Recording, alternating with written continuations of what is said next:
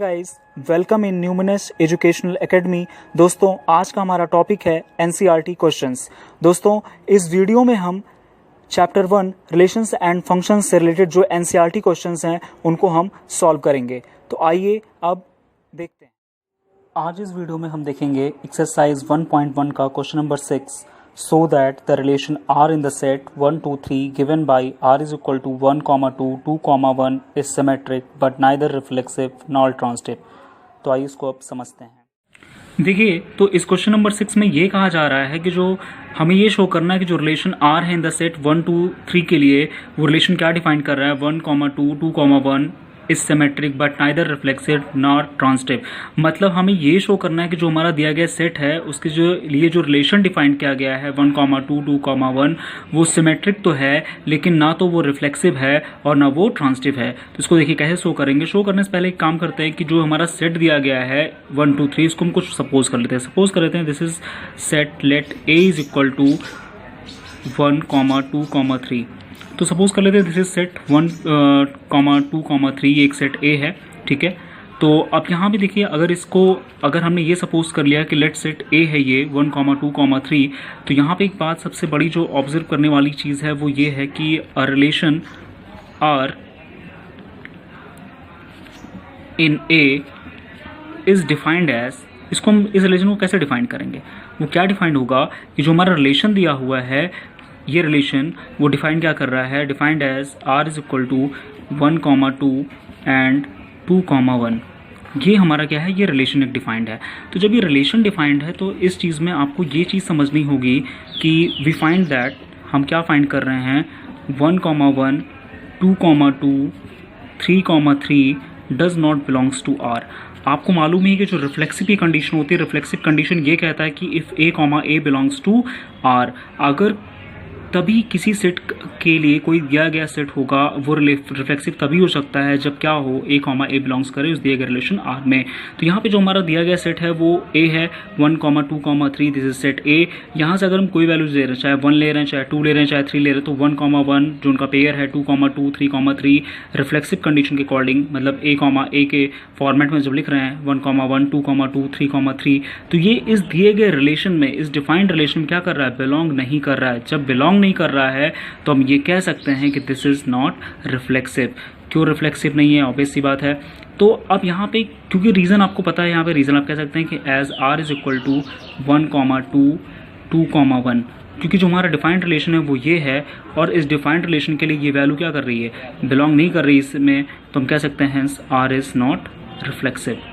हमारा आर क्या है, रिफ्लेक्सिव नहीं है।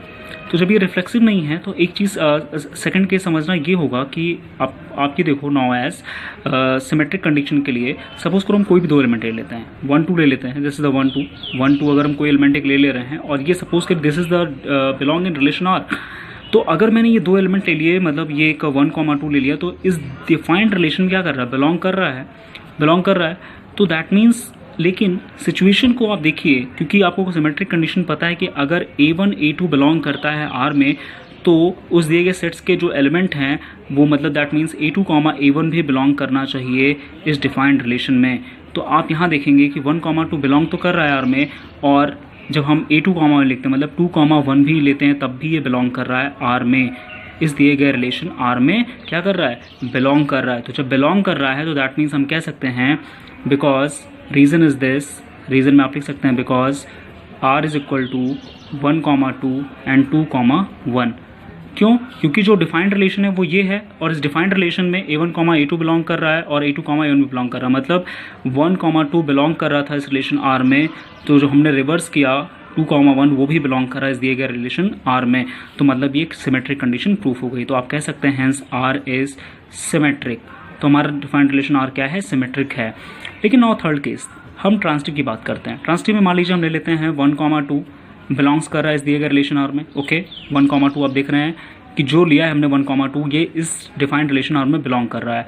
फिर हम ये कहते हैं कि 2, 1 भी मान लीजिए बिलोंग कर रहा है इस दिए गए रिलेशन R में, बिल्कुल कर रहा है। देखिए आप 2, 1 भी इस डिफाइंड रिलेशन R में बिलोंग कर रहा है। तो जब बिलोंग कर रहा है तो ये ज़रूरी है कि सपोज करिए this is A1, this is A2, this is A2, this is A3।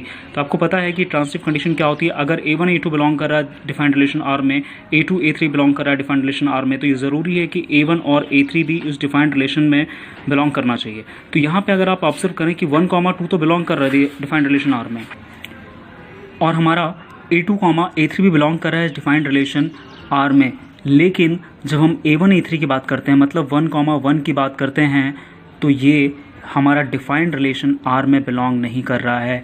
तो आप देख लिए यहाँ पे इस डिफाइंड रिलेशन R के लिए जो हमारा डिफाइंड रिलेशन R है, आपने देखा ही है कि जो हमारा डिफाइंड रिलेशन R था, इसमें 1, 2 तो है, 2, 1 तो है, लेकिन 1, 1 नहीं है। तो आपने ये ऑब्जर्व कर लिया कि जब हम A1 A2 बिलोंग किया R में, A2 A3 बिलोंग किया इस डिफाइंड रिलेशन R में, तो हमारा क्या कर रहा है A1 A3 मतलब 1, 1 बिलोंग नहीं कर रहा है डिफाइंड रिलेशन R में। तो हम कह सकते हैं कि hence R is not transitive. तो आप कह सकते हैं hence R is not transitive. ये हमारा R क्या है, ट्रांसिटिव नहीं है। तो आपने ये ऑब्जर्व कर लिया, जो हमें डिफाइंड क्वेश्चन था, हमें ये शो करना था कि जो हमारा रिलेशन R है किसी दिए गए सेट के लिए जो डिफाइंड था 1, 2, 2, 1, ये सिमेट्रिक तो है लेकिन ना रिफ्लेक्सिव है ना ट्रांसिटिव है। तो आपने यहाँ देखा कि जो हमने इस क्वेश्चन को जब देखा तो इस डिफाइंड रिलेशन R के लिए ना तो ये रिफ्लेक्सिव प्रूफ हुआ, लेकिन सिमेट्रिक था ये, और ना ही ये ट्रांसिटिव था। तो thank you so much guys. अगले वीडियो में हम अगले क्वेश्चन पे बात करेंगे।